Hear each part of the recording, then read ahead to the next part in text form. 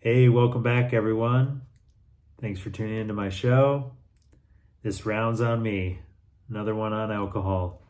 So here we go. What topics will I cover?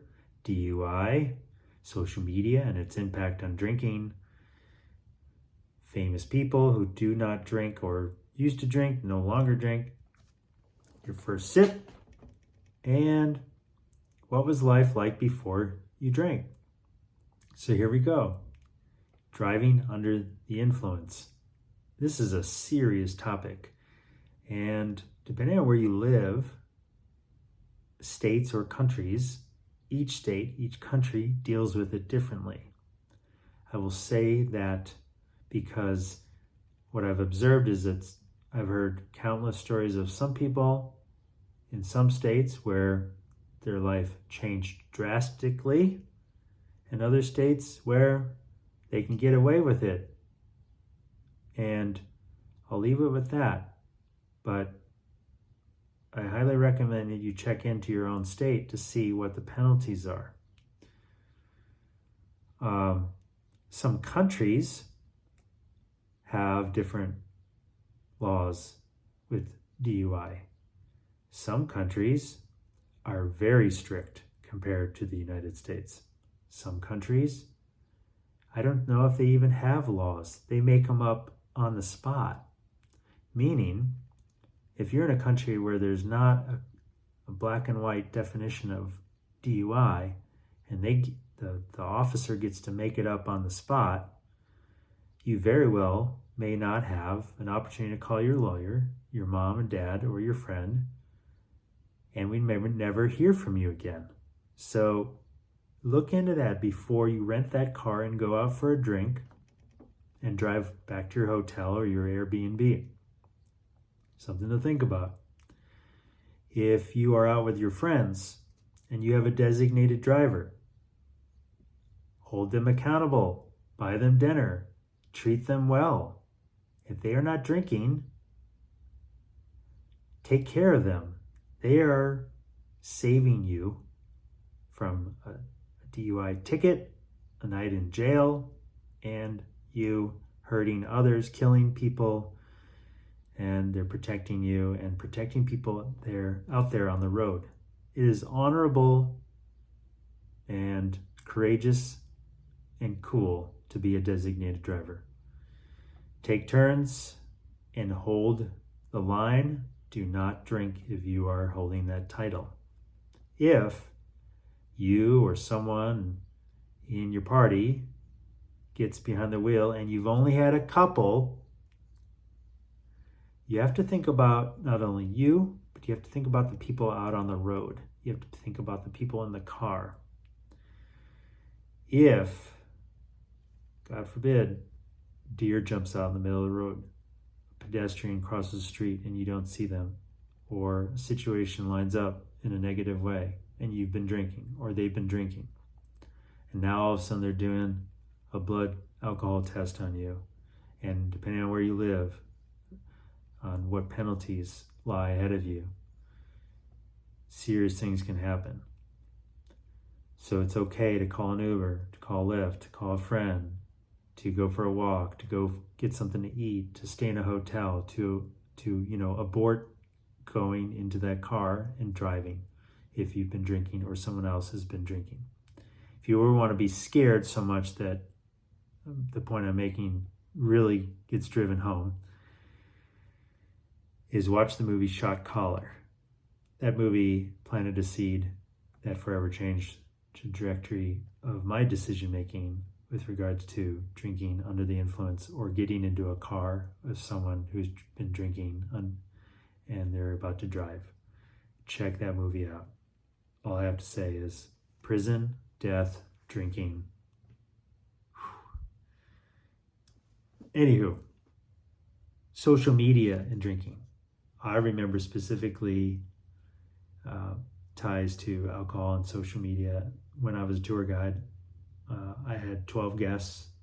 We were all sitting around the campfire. I decided I was going to tell a story, and so I stood up. I'd had a beer or two, and I'm about to tell the story, about to get animated, I have a captive audience. I want to entertain them. And 12 cameras, 12 phones came out.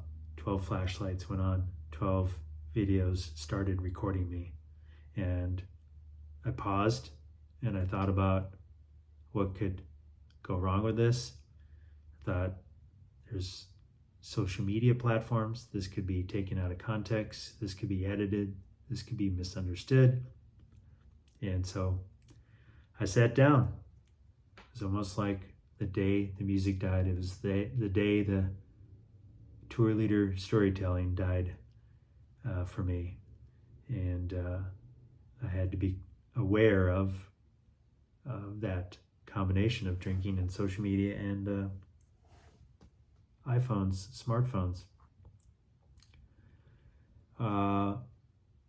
So I don't know if that's has an impact on people drinking, not drinking, is people, realizing that they could be recorded at a party and then it could jeopardize their job, their relationships, and what have you. What was life like before alcohol? You were a kid. We were all kids. We all played, right? Until that first sip, that first exposure to alcohol. What was life like before that, right? If you have not had your first sip until your 21st birthday and you're 30 years old, think about how many years you've had where you've been sober, where you don't drink. And where did this whole idea of where you have to drink come along, right?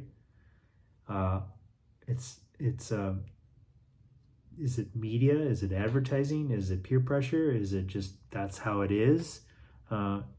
It's okay not to drink because you've been doing it for a long time in your life where you didn't come home playing soccer with your friends or going bowling or going on a hayride or playing ice hockey when you're in high school and grab a beer out of the fridge. I mean, I'd like to think you didn't, but you grabbed a juice, you grabbed a soda, you grabbed a water, you made some hot chocolate. I mean, you can have that. So I just want to remind you that life before alcohol was a large part of your life. And you can have that. You can claim that back if you want. And now, thankfully, it's more acceptable to say you don't drink and to have non-alcohol beverages. So if you want to get back into that, it's there for the taking. And something to think about, I noticed now that I've drank and not drank, and I've had long periods of time where I didn't drink and then I slipped back into drinking. That first sip was like toxic. You could taste the alcohol, right? You could just like, oh, wow, it's stronger. Oh, where back in the day, if you were drinking regularly, you could have a whiskey shot or a vodka shot or tequila shot. It wouldn't impact you. But you go a length of time without it and you sip it and you're like, oh my gosh, why would anybody want to drink this, right? And then you water it down with juice or sweeteners. You mute the taste. You hide the taste, and it bypasses, and you can tolerate it. And the brain tells you you're having a good time. You feel good, right? And off you go. So something to think about. Let's talk about famous people who used to drink, don't drink anymore, and famous people that never drank. So not in any particular order. Let's go down this list. Mahatma Gandhi, Ringo Starr of the Beatles, Bruce Willis, Ben Affleck, Jen Lopez, Natalie Portman, Bradley Cooper, Brad Pitt, Chris Martin of Coldplay, Tom Cruise, Elton John, Jim Carrey, David Beckham, Putin, Trump, Biden, Lincoln, Warren Buffett, John D. Rockefeller, Bruce Lee, Naomi Campbell, Tyra Banks, Eminem, Gerard Butler, Cristiano Ronaldo, Reverend Billy Graham, Henry David Thoreau, Robert Downey Jr., the Iron Man, Zach Galifianakis, Jonah Hill, and my celebrity crush, Blake Lively. Anywho, hope you enjoyed this. I hope this, this information is a lot of my experience and my journey with alcohol, my insight.